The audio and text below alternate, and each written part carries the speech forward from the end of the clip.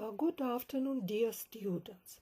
Today I'll retell you about the muscle tissue, and muscle tissue forms our muscles, and we will talk today about the muscles like organs.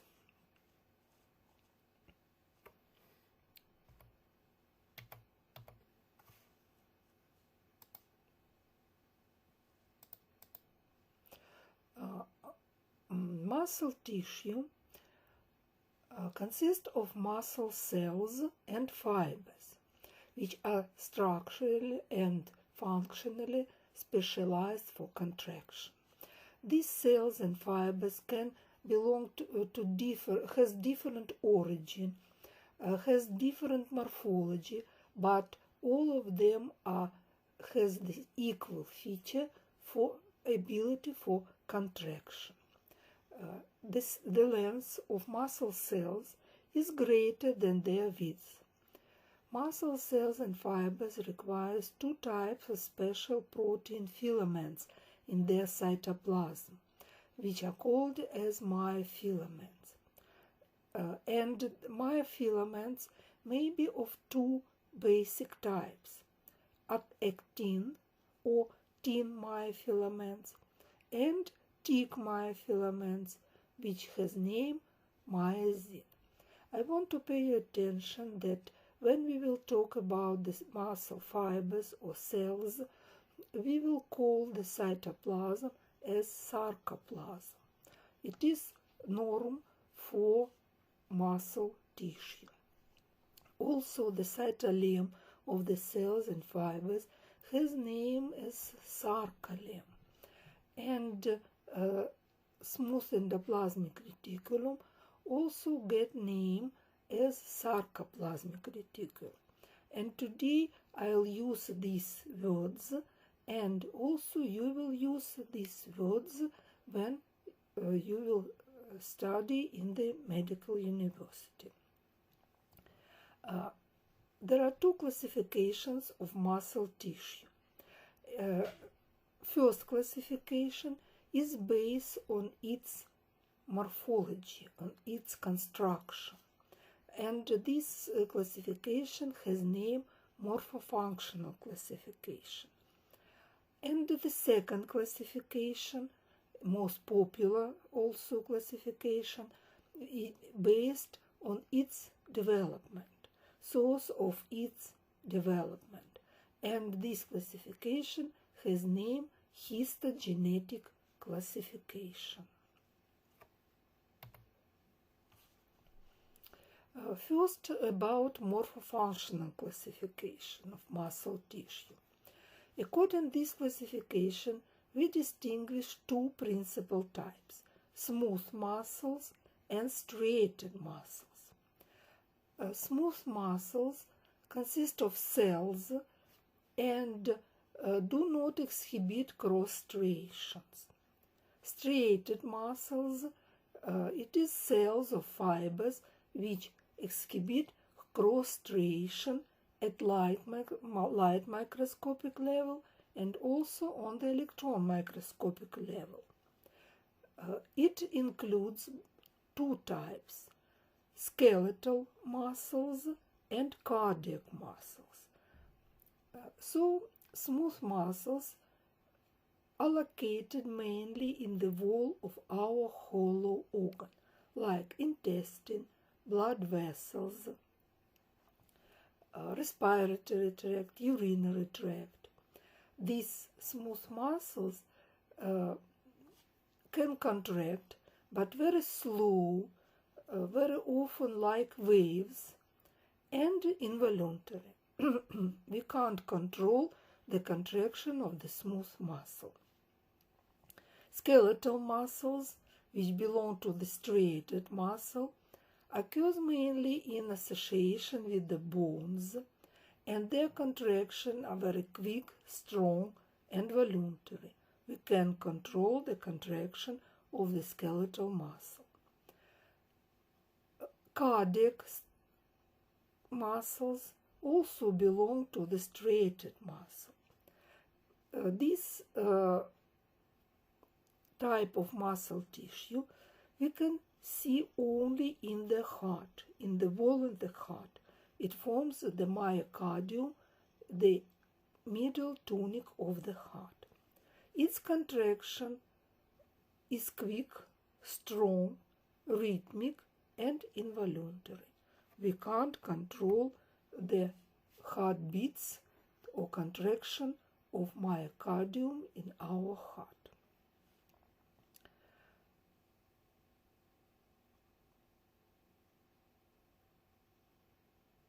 This picture is scheme. It shows us the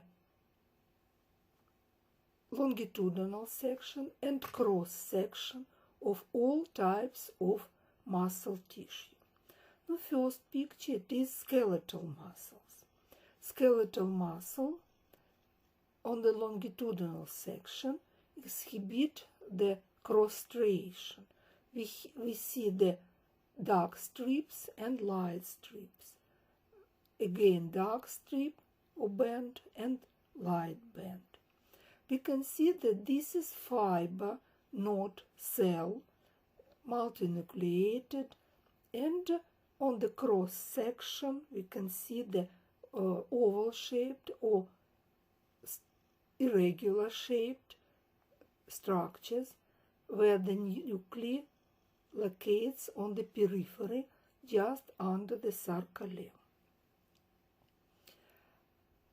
The second type of striated muscles, cardiac muscle. This type of tissue consists of cells, and cells are attached to one another by special intercalated disc junction and forms the functional fibers. You can see end by end, cells are attached to one another and forms the functional fibers. Cells has one or two nuclei which locates in the center of the cell. On the cross section, nuclei are in the center.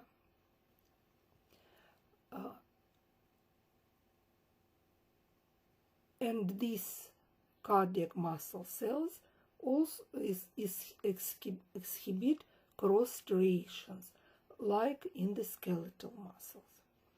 Another configuration has smooth muscle. This type of tissue consists of cells, myocytes, smooth muscle cells. These cells are long, spindle shape, has one flat nucleus in the center, and on the cross section we can see that not all sections has nuclei. Nuclei may be in the center or can be slightly pushed to the periphery. This, in the cytoplasm of these cells, we don't see the cross striations. Second classification of the muscle tissue is based on its origin. This classification divides muscle tissue on three basic types: somatic, chelomic, and mesenchymal. The muscle tissue of somatic types develops from the myotomes of somites, and this is the way of the development of the striated skeletal muscles. The second type of tissue, it is muscle tissue of chelomic type, which develops from the myoepicardial plate. This plate originates from the visceral layer of the splanchnotom, chelomic lining in cervical part of the embryo, and it is the origin for striated cardiac muscles, which occupy or forms our myocardium. Next type of muscle tissue develops from mesenchyme, and it is muscle tissue of mesenchymal type. It is where the development of the smooth muscles which are located in our internal organs. Also, this classification distinguishes the fourth type of muscle cells and tissue. It is myoepithelial and myoneural cells. Myoepithelial cells develops from the ectoderm, and it is one of very interesting type of the smooth muscles. Now it is a combination between the epithelial cells and muscle cells. We can find these cells only in some glands which develops from ectoderm. These cells has the oval-shaped body, or cuboidal in shape body, and long processes. And in the cytoplasm of these cells present myofilaments which give the ability for contraction to the processes of these cells. Next, myoneural cells. The origin of these cells, neural tube. These muscles present only in one organ of our body, in the iris of the eye. They form the muscle dilatator and sphincter of the pupil. And these muscles on the histological section looks like the original smooth muscles. It is long cells with nucleus in the center without cross striations. But these cells can contract individually, and each cell has its own innervation from the nerve fibers. Such type of innervation absent in the original smooth muscle cells of the mesenchymal type. Now I'll tell you in details about the smooth muscle. Smooth muscle cells, as I told you, develop from the mesenchyme and locates in the wall of the hollow organ, like in the blood vessels in the cardiovascular system, digestive tube, urinary and reproductive tubes or ducts. Major smooth muscle cells, as you see on this transmission electron microgram, are elongated cells, you see, long cell, with a single nucleus, flat nucleus, in the center of the cell. Sarcoplasm has many mitochondria. You see letter M, it is mitochondria, and has some rough endoplasmic reticulum and very well developed Golgi complex.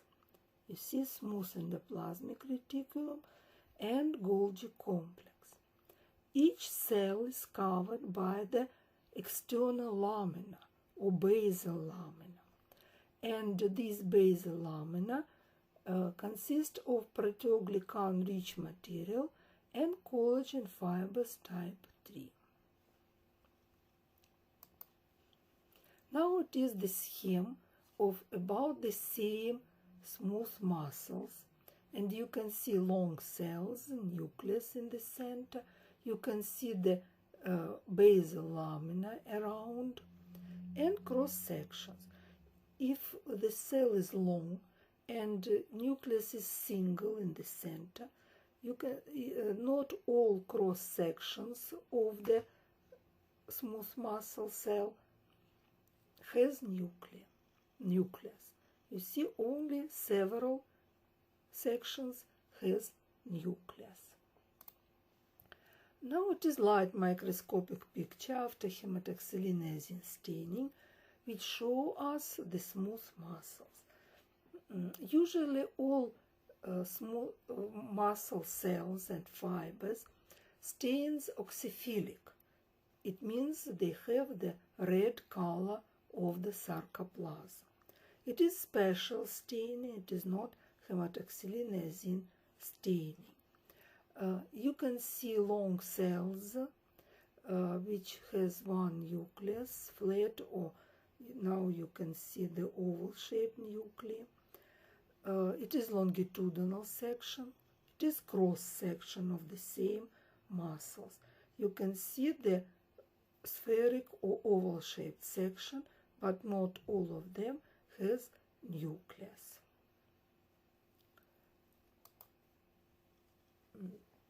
In the sarcoplasm of the smooth muscle cells present special organelles of the special purpose, which help the smooth muscle cells contract.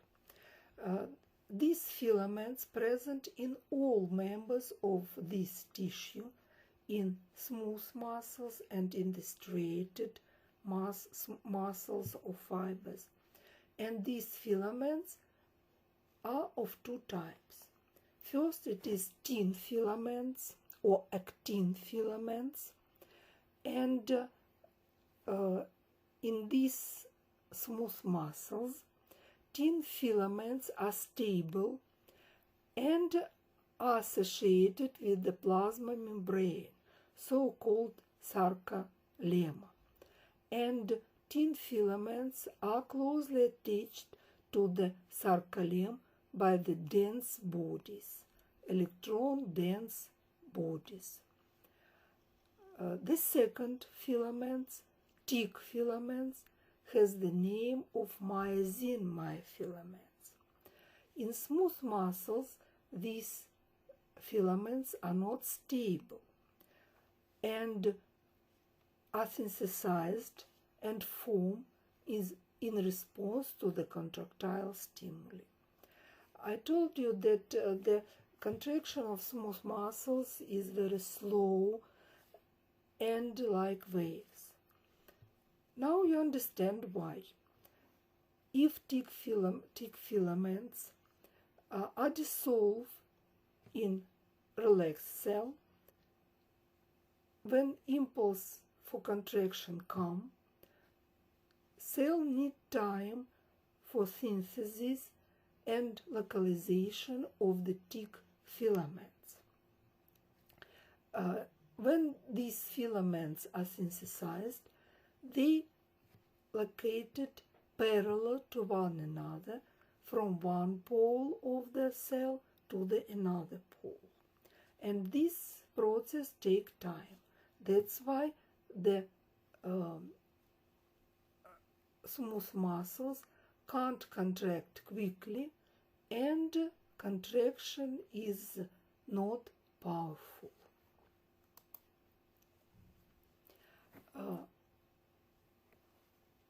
Myofilaments,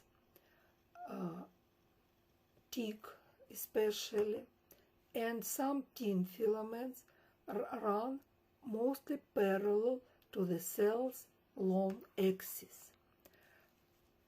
And ratio between tin and thick filaments is approximately 12 to 1. 12 actin or tin and 1 thick.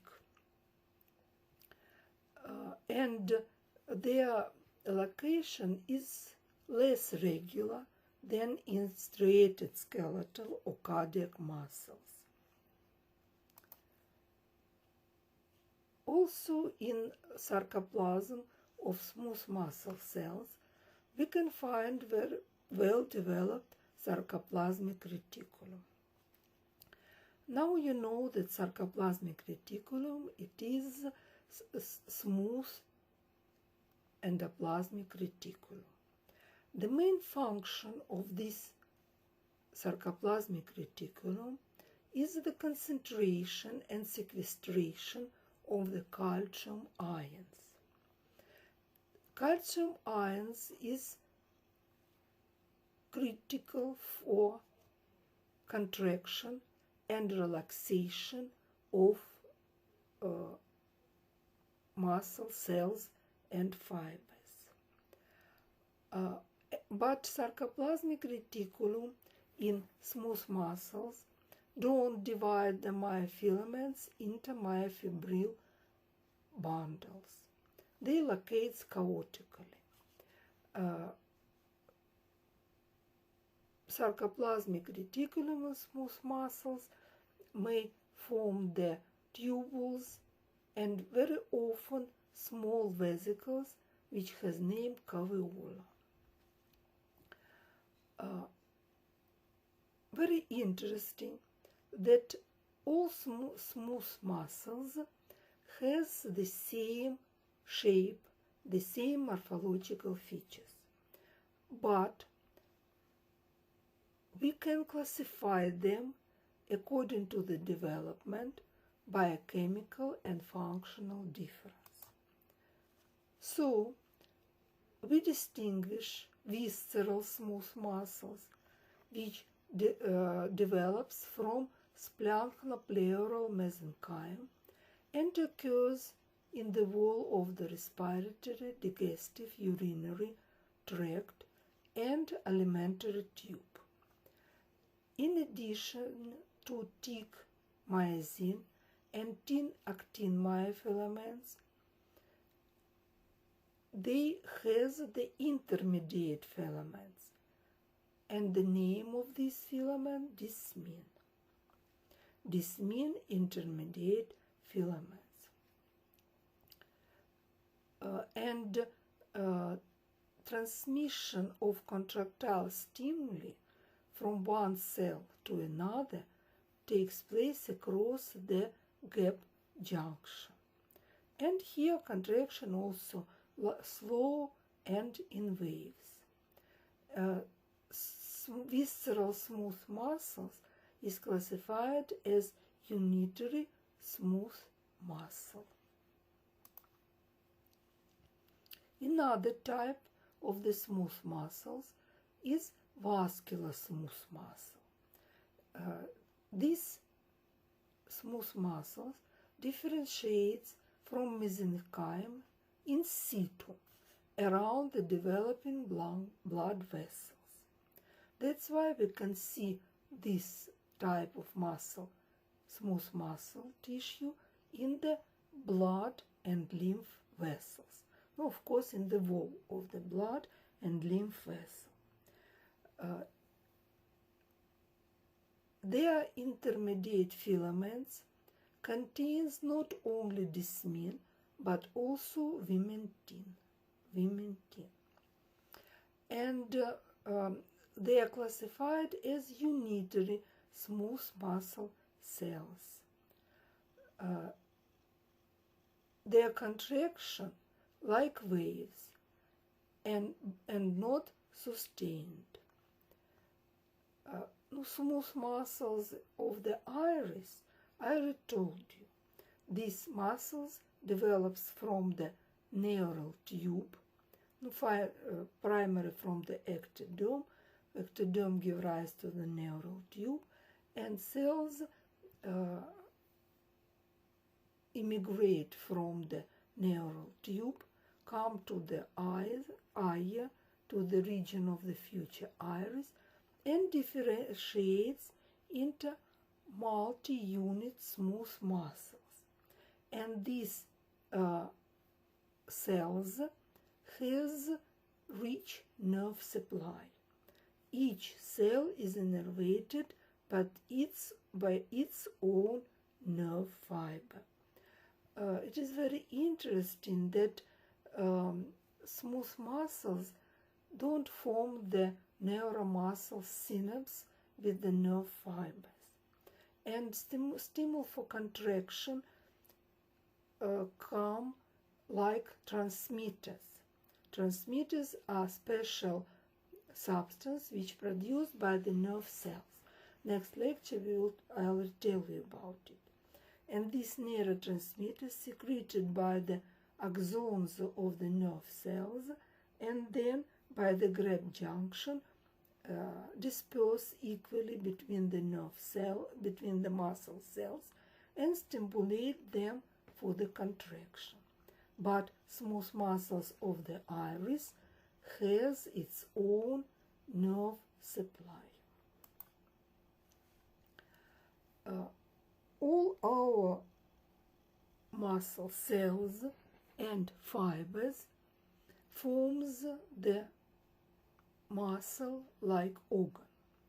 So organization of the smooth muscle as organ is the standard like in striated muscles. Each muscle cell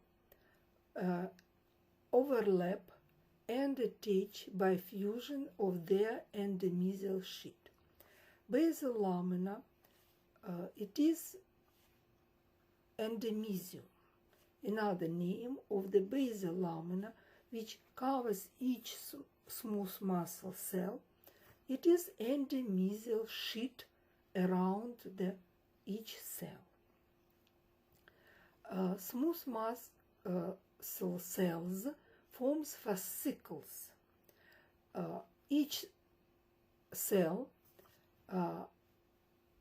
together forms the fascicles, and this fascicle is surrounded by the perimysium.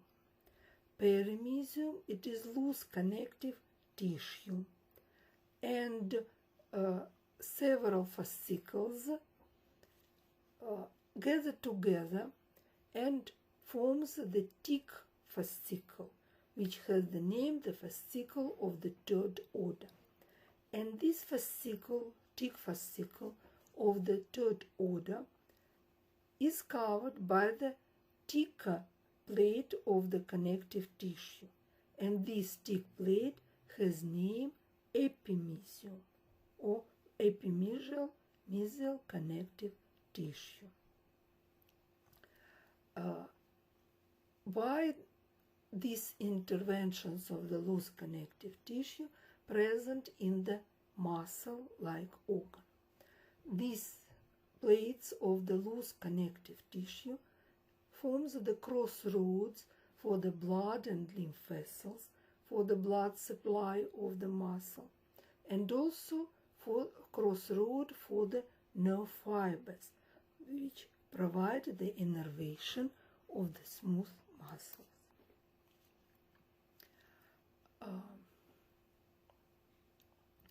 Contraction of the smooth muscles is according the sliding filament mechanism.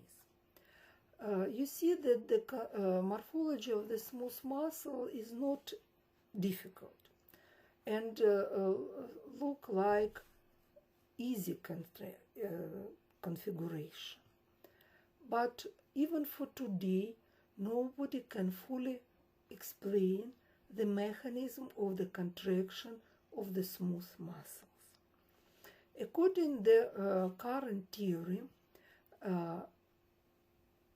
the actin and myosin myofilaments slide on the surface of one another, but you remember that actin myofilaments is strongly attached to the sarcolemma by the dense bodies. That's why when the actin filaments slide on the surface of the myosin myofilament, they pull the attached dense bodies closer together, and that's why the cell shortening. Individual smooth muscle fibers may undergo wave-like contraction, and this shortening of concrete smooth muscle, it means contraction. And during relaxation, the dense bodies return back to the previous allocation, and the size of the cell return back to the previous size. And during relaxation, the myosin myofilaments disintegrate. This scheme shows you the relaxed smooth muscle. You can see the dense bodies. It is smooth actin myofilaments and long myosin myofilaments, which allocates according the long axis of the cell. These filaments slide on the surface of one another. Dense bodies are strongly attached to the actin myofilaments, and that's why the distance between the neighbor dense bodies become shorter, and all cells become shorter. It means contraction. Then, during relaxation, filaments return back to the previous position and cell relaxed. And you see these myosin myofilaments dissolve, disintegrate. No, there is no, I told you, there is no neuromuscle synapse between the smooth muscles and nerve fibers. That's why motor end plates are absent. Neurotransmitters, as the secretory products of the neurons, nerve cells, diffuse from terminal expansions, expansions of the nerve endings between smooth muscles to their sarcolemma, and it stimulates these cells for contraction. If impulse for contraction come, what takes place in the sarcoplasm? First of all, calcium ions, which are released from caveola and tubules of the sarcoplasmic reticulum, bind to calmodulin. It is protein in the sarcoplasm, and appear calmodulin calcium complex. This complex activates myosin light chain kinase. It is special enzyme, and then start the cascade of the protein reactions, reactions of communication or interactions between the myosin and actin myofilaments. The end of the contraction is regulated by the dissociation of calmodulin calcium complex, and it accompanied by the inactivation of myosin light chain kinase. Regeneration of smooth muscle. Smooth muscles has ability for regeneration because the population of relatively differentiated smooth muscles has some undifferentiated smooth muscle precursors, which can proliferate or divide mitotically and differentiates into new smooth muscle fibers in response to injury. The same mechanism appears to be involved in adding new muscles to the myometrium during the pregnancy. But in reality, after the injury of the smooth muscles in the wall of our inner organs, smooth muscles regenerate by the connective tissue white scar. The ability for regeneration of loose connective tissue is higher in many times than the ability of undifferentiated smooth muscles precursors. And fibroblasts come first to the place of the injury and start to produce extracellular matrix, and in this place appear the white connective tissue scar. The second group of muscles, it is skeletal, striated skeletal muscle. Skeletal muscle arises from myotomes of somites. It is somatic type of muscle tissue. From somites, from myotome of somites, immigrate the cells which get the name myoblasts. It is spindle-shaped, short cells, and these cells has ability for movement. They migrate from somites to the place of the future skeletal muscles in the region of the extremities, lower and upper, to the trunk, and here fuse with one another to form multinucleated myotubes. Many myoblasts fuse together and forms myotubes. Myotubes, it is elongated cells, and in the sarcoplasm of these cells, now we can find myofilaments.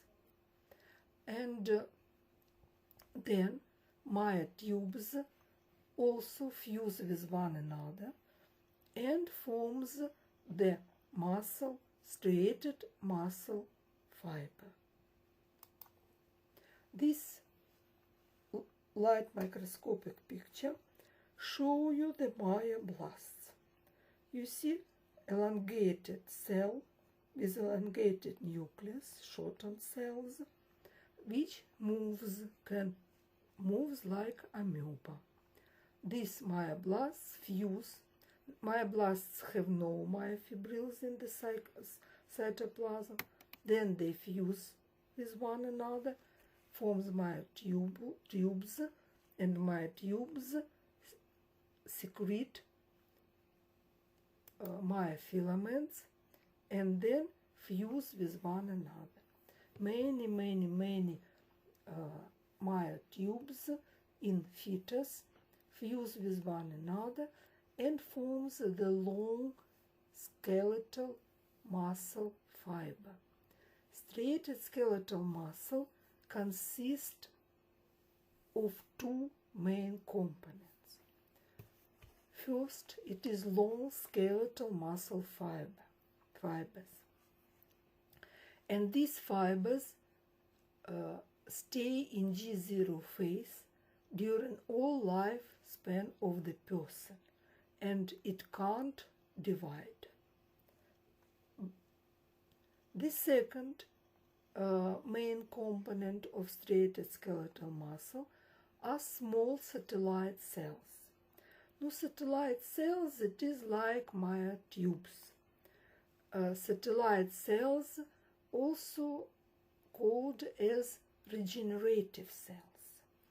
These cells can divide methodically, fuse with one another, and give rise to the new striated skeletal muscle fiber.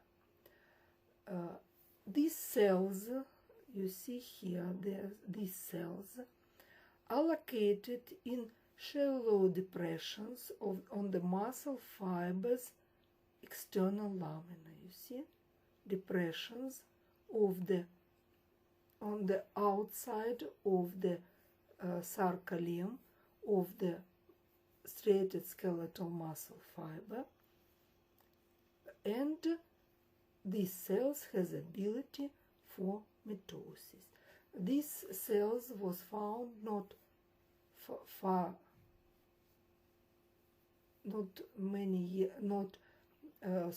far away, over 30 years ago. Earlier, doctors think that striated skeletal muscles can't regenerate. Very interesting that here between the sections, you see the cross section of the long skeletal muscle fibers. You see the free spaces. Here is the loose connective tissue, endomysium, perimysium, and epimysium. And if takes place the injury of the striated skeletal muscle, in the place of the wound first come fibroblasts from the loose connective tissue and appear connective tissue scar, white scar, which sometimes change the contraction of the muscles and this contraction also can become painful.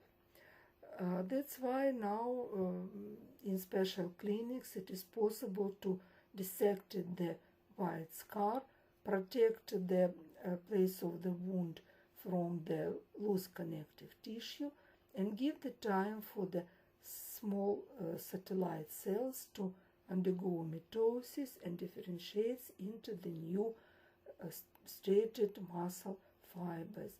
And this helpness is very important for some persons who suffer from the trauma, post-trauma events, which is accompanied by the pain and changing of the work of muscles in the extremities or in other places.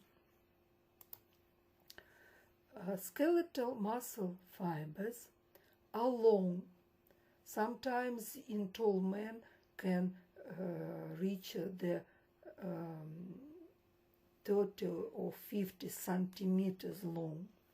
They are unbranched, cylindrical, and multinucleated. It is not cell, it is fiber.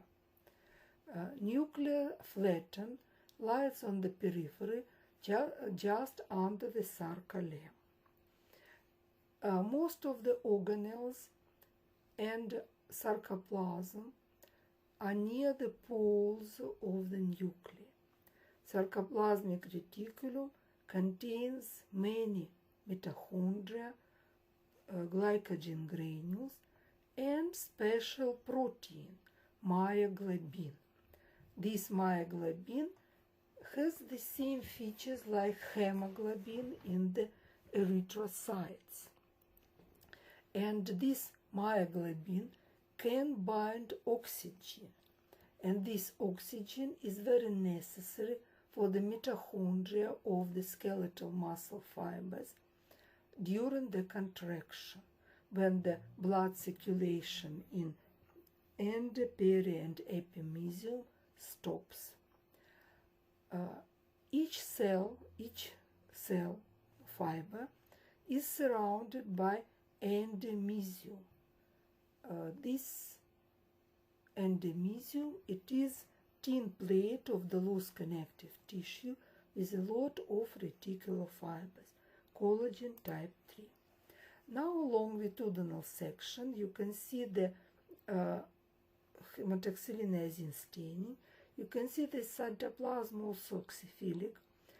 Basophilic nucleus locates on the periphery, just under the sarcolemma, and we can find plenty of nuclei in the fibers. Fibers exhibit cross striation. It is cross section, and again you can see the nuclei on the periphery. And nuclei are so numerous that in one section maybe even 2 nuclei together. It is special staining of the longitudinal section of the striated skeletal muscles for clear visualization of the cross striation. You can see the cross striation. And interventions of the loose connective tissue, you see yellow, also is very clearly seen. Skeletal muscles also has thin and thick myosin myofilaments.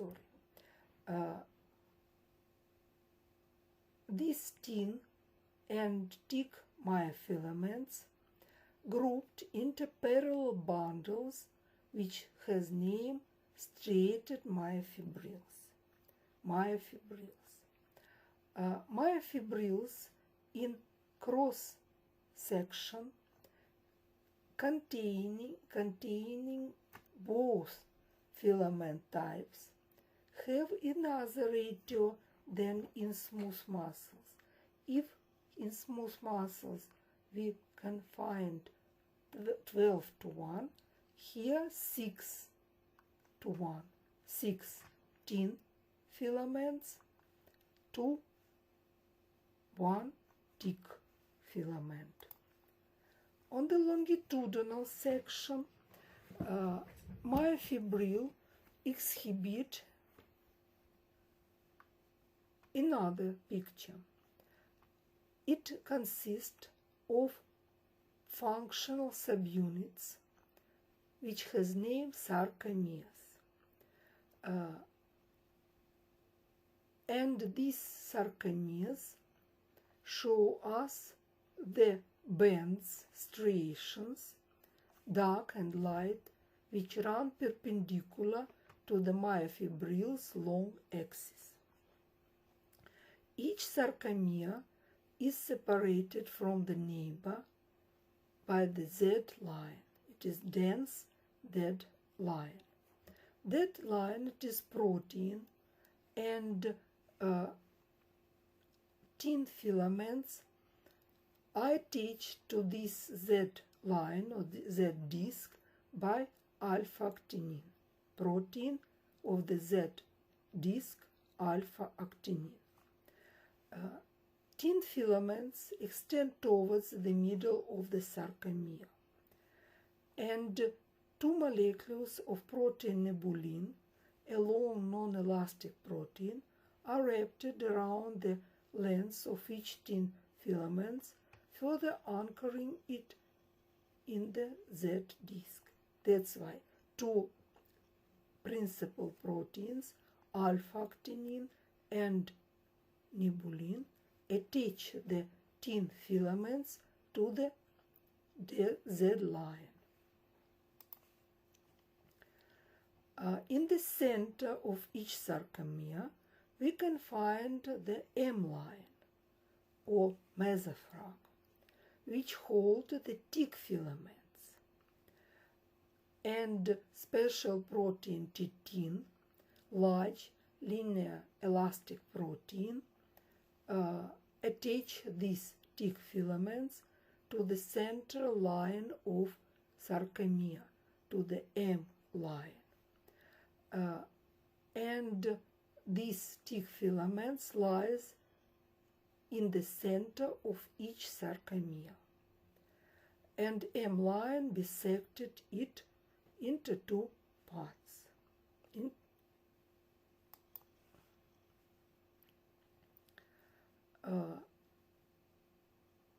It is transmission electron microgram of the part of striated skeletal muscle fiber. You can see the longitudinal section of striated myofibril and dark Z line, you see Z line, which is the boundary of sarcomere. Then here next sarcomere, also next sarcomere. In this, to this Z line attached the actin myofilaments, which bisected by the Z line into two parts, and each sarcomere has two halves of actin myofilaments. These actin myofilaments constitute the light I disc, isotropic disc, I band or I disc. This disc is light staining band. That's why each sarcomere has the two halves of I band. In the center of the sarcomere lies thick filaments, myosin myofilaments. They constitute the A band, dark staining band, and these myofilaments are bisected by the M line. So sarcomere consists of formula of sarcomere, half of I band, then A band, then half of I band. And this dark and light band show us the dark and light strips of crest striation under the light microscope. Also in the striated skeletal muscle fiber we can see triads. Each triad consists of two terminal cisterna and T-tubule, interverting T-tubule. These T-triads are important in initiation muscle contraction. What is it? Terminal cisterna. Sarcoplasmic reticulum, anastomosing complex of membrane-limited tubules and cisterns ensheaths each myofibril, and as in smooth muscles, they are specialized for concentration and sequester of the calcium ions. In the region of the Z line, this sarcoplasmic reticulum show us cisterns from both sides of the Z line, from one sarcomere and from the neighbor sarcomere. Also here in the region of the Z line come the T-tubule. It is tubule invagination of the sarcolemma in the region of the Z line. This T-tubule lies as an expansion of the sarcoplasmic reticulum termed terminal cisterna. I can show this structure on the large magnification of the transmission electron microgram. Now you can see sarcomere. It is striated myofibrils which lies parallel to one another along the long axis of the striated skeletal muscle fiber. You see one sarcomere and the second one. You see Z line and M line in the center, thick myofilaments and thin myofilaments. Thick myofilaments has the free end, but actin myofilaments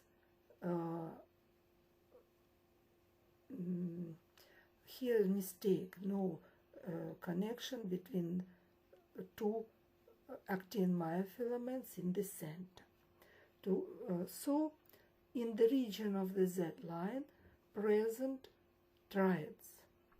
Triads here and here, here and here consist of sarcoplasmic reticulum. You see tubules of the sarcoplasmic reticulum and their dilation cisterna. Neighbor sarcomere, you see that tubules of the sarcoplasmic reticulum ensheathed the myofibril, and the dilation of these tubules, this cistern. And T-tubules, T-tubule come from the, it is invagination of the sarcolemma, come from the sarcolemma and lies in the center of the triad.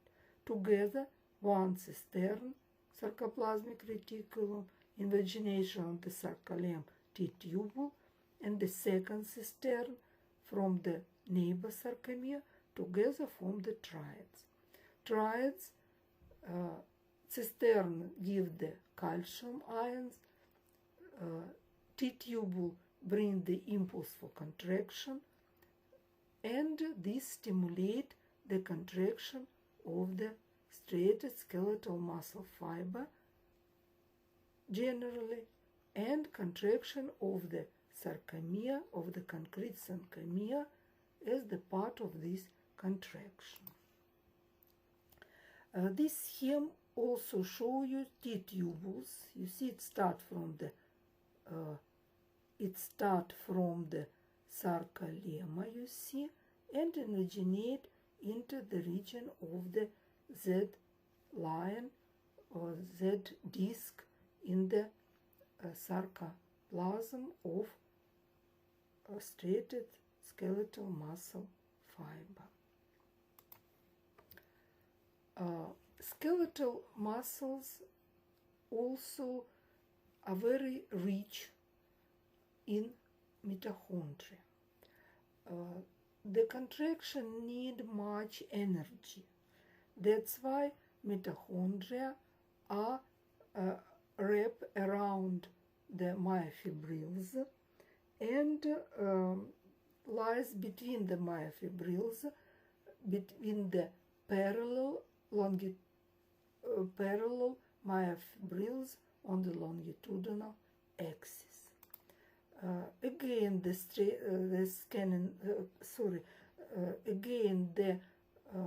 transmission electron microgram, and you can see mitochondria between the striated myofibrils. You see mitochondria, many mitochondria, which give ATP energetic molecule for the contraction of the fiber.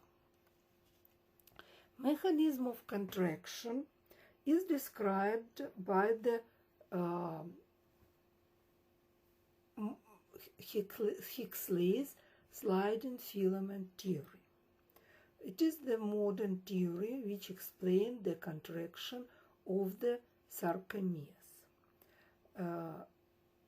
Individual thick and thin filaments can't shorten, but in the sarcomere, thin filaments slide past the thick filaments and eventually reduce the width of the I and H band without influence the width of the A band. What does it mean? It means that thin filaments slide on the surface of the thick filaments. They can slide up the thick filaments, touch the Z line, and thin myofilaments are stopped by the M line, mesophragm. And sarcomere shorten, many sarcomeres shorten together, and all fiber also shorten. It means contraction. This process of contraction is usually triggered by neural impulse and obeys the all or none law. It means that single muscle fiber either contracts or does not as a result of stimulation. But if the sliding starts, we can't stop this sliding. That's why if contraction starts, it will happen or not happen. But in this case, sliding of the filaments don't start.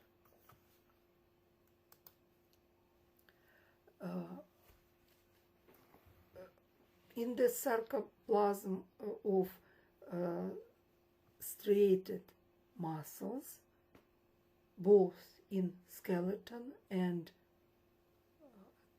heart, present special protein, I told you, myoglobin.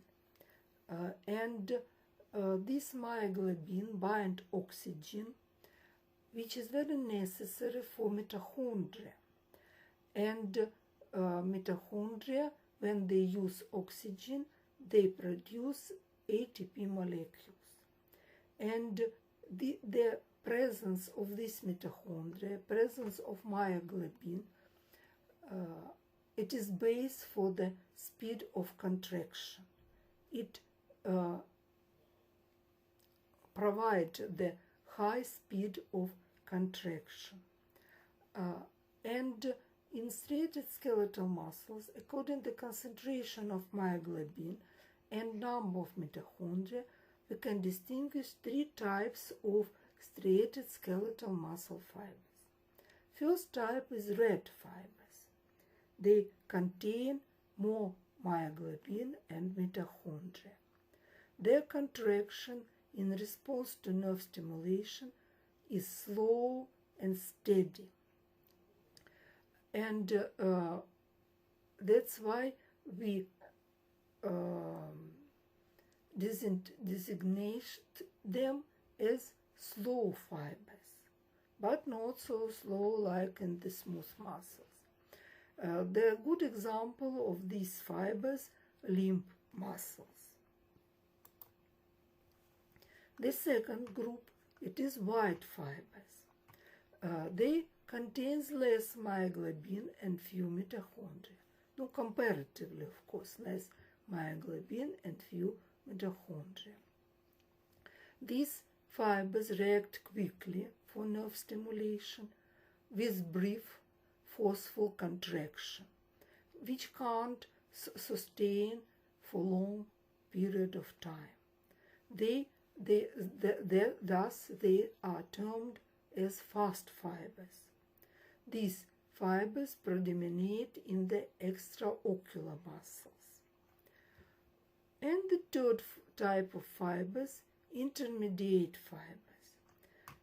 These fibers are characterized by structural and functional characteristics between those of red and white white fibers. Our muscles consist of combination of all types of fibers, red, white, and intermediate fibers.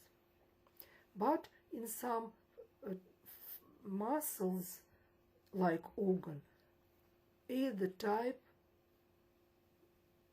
can predominate. Skeletal muscle as organ has the same principle of organization like in the smooth muscles. Each striated skeletal muscle fiber, for example, in biceps brachii, muscle biceps brachii, surrounded by the sheet of dense connective tissue terms the endomysium. It is thick fascicle of the third order, which is called by the epimysium.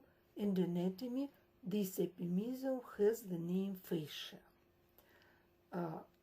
Each fascicle, it is bundle of muscle fibers surrounded by the dense connective tissue sheet, which is called the perimysium. And each muscle fiber, it is a bundle of myofibrils surrounded by the sarcolemma, and this is delicate connective tissue sheet which has the name endomysium. Endomysium, it is basal lamina and mesh of the loose reticular fibers. And these interventions of the loose and dense connective tissue is necessary for the blood supply and innervation of the muscle fibers. This picture, microslide, show you the single striated skeletal muscle fibers, which is covered by endomysium. Together they form fascicle of the second order, fascicle, which separates by the thick plate of the connective tissue, dense irregular connective tissue, perimysium, and together fascicles, one fascicle, second one, third one, fourth one, is covered by the thick layer of the dense regular connective tissue, epimysium. This is the principle of organization of the muscle tissue into the muscle-like organ. And the last type of cardiac of striated muscles, muscle tissue of coulombic type, it is cardiac muscle, striated cardiac muscle. They develops from the parallel chains of elongated splenic mesenchymal cells in the wall of the embryonic heart tube, Meyer epicardial plate. As development continues, the cells accumulate myofibrils in their sarcoplasm. But myoblasts in this type of muscle tissue do not fuse. Cardiac muscle, it is cells, cardiac muscle cells. As you see on this slight microscopic picture after hematoxylinazine staining, these cells are long, you see, long, branched, with one or two ovoid nucleus in the center.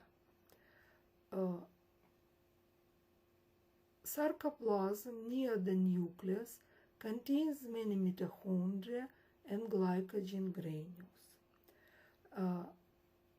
Like in striated skeletal muscles, mitochondria lies in rows between the myofilaments. Also, we can see the cross striation and in the sarcoplasm present striated myofibrils. Cardiac muscle cells attach to one another by special intercellular junction which has the name intercalated disc. Intercalated discs appear as dark lines between the muscle cells, and together these muscle cells, which attach to one another by the intercalated disc, forms the muscle fibers, functional muscle fibers. This scheme shows you the single muscle cell with nucleus in the center, you see, which attach to one another by the intercalated disc, dense dark line between the two adjacent cells.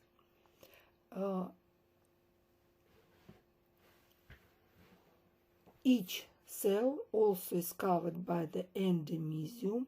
It is thin plate-like basal lamina and fibers, reticular fibers. And this, on the longitudinal section, we can see the dark and light strips, light and dark discs or bands.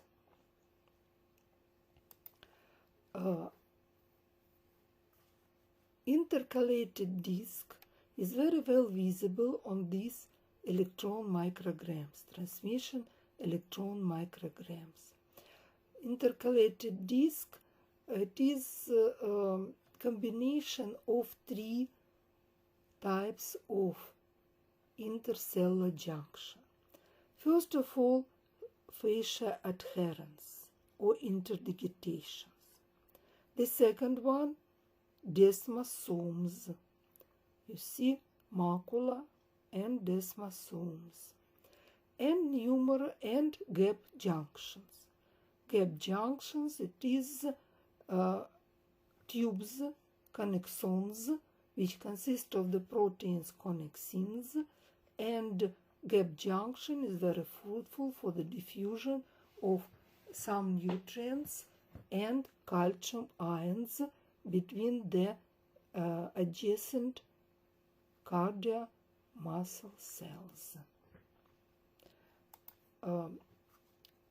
Sarcoplasmic reticulum in cardiac muscle cells is not so regular like in striated muscles, skeletal muscles fibers.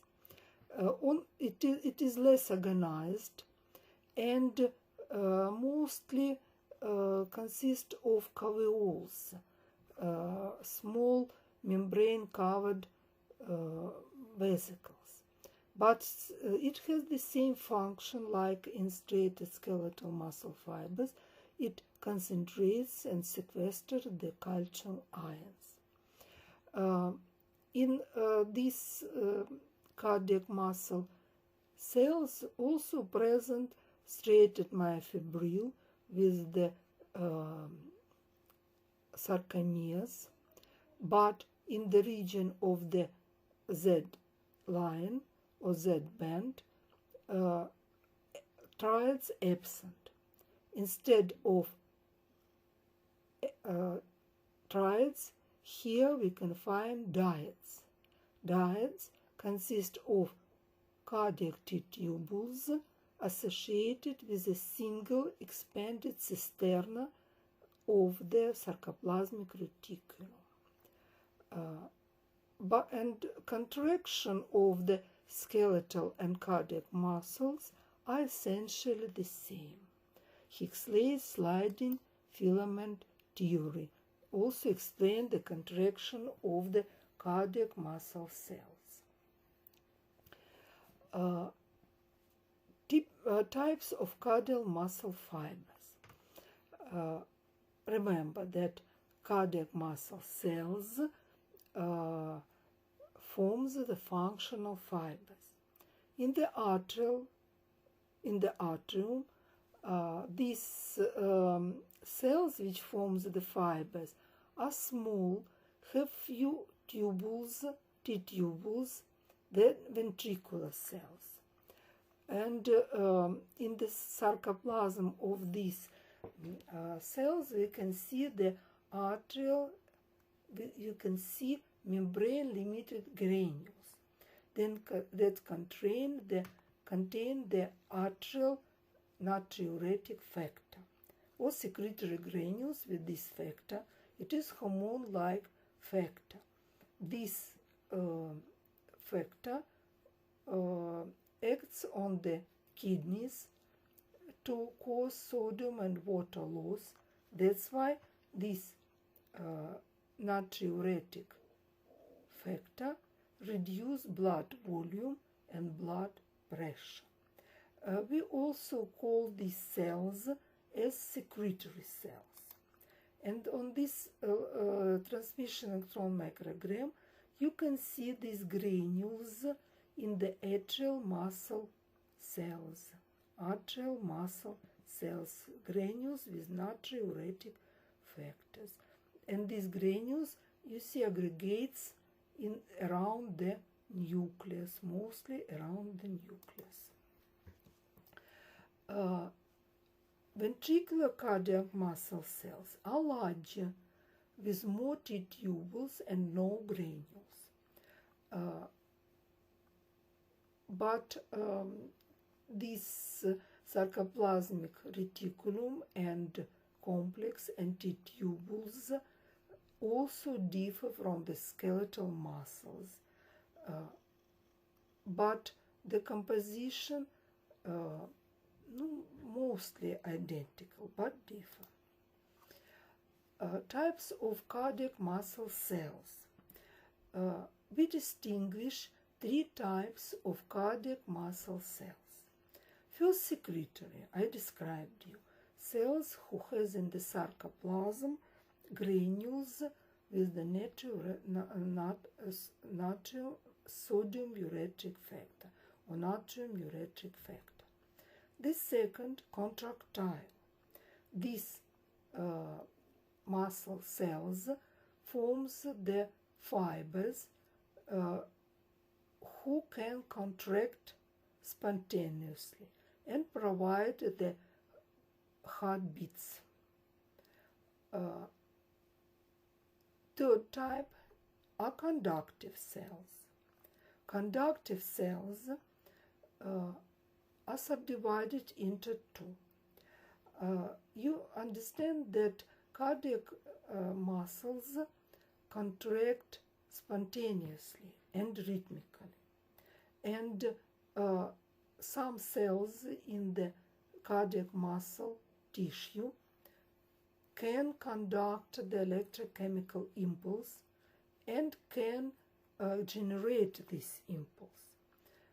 So conductive cells are subdivided into P cells, pacemaker cells. They generate an electrochemical impulse for contraction. And Purkinje fibers, which can conduct this electrochemical impulse for contractile cardiac muscle cells. It is stimulus for contraction. Cardiac muscle cells has very little regenerative abilities, and it present only in the early childhood. Lesions of the adult heart cells are repaired by replacement with connective tissue scar.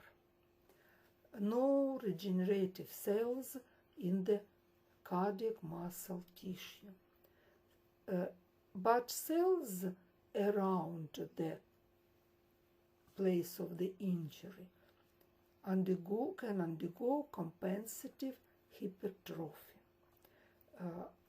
It is very pity that cardiac muscle cells can't regenerate.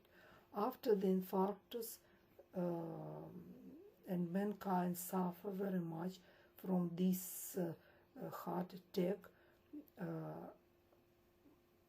some cardiac muscle cells and fibers dies and replaced by the connective tissue scar, which change the heartbeats and rhythms of the heartbeats. But cells which stay alive can enlarge, can become more powerful, and try to compensate the function of the dead cells. And this type of regeneration we call as compensative hypertrophy. Compensative hypertrophy. So, thanks for your attention. I will tell you the muscle tissue and muscle-like organ, and our lecture is over. Thanks for your attention. Goodbye.